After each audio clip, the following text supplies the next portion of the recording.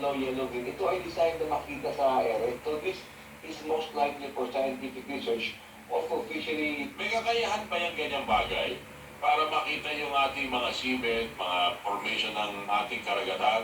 Yes, may nakaya na naman ito. And ito naman sinasabi ko is batay lamang sa mga nakikita natin paunang ulat, ano?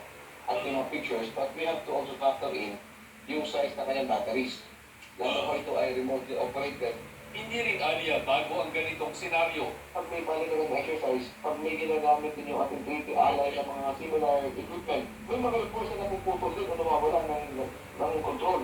And then after a few months, makikita natin ng shoreline na. Kung mga larawan lang ang pagpapasihan, naniniwala si Professor J. Batumbakal na isa itong glider, isang autonomous underwater vehicle na gamit para kumuha ng data mula sa karagatan at i-transmit pabalik sa isang operator.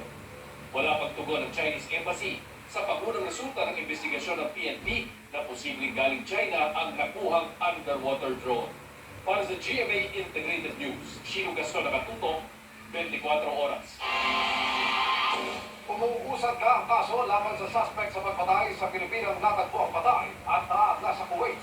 Ang kanyang recruitment agency, posibleng masuspindi habang sumasailalim sa investigasyon. Nakatutok si JP Soriano.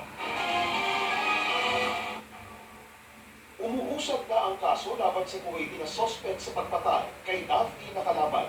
Ang OFW na natagpo ang naaagda sa bakura ng suspect at pinaghihinalaang itinago ng 2 buwan.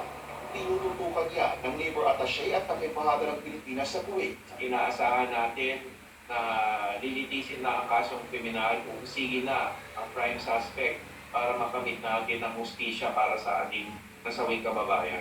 October 2024 nang iulat ng huling employer ni Nakalaban na umalis siya sa kanyang pinagtatrabahuhan.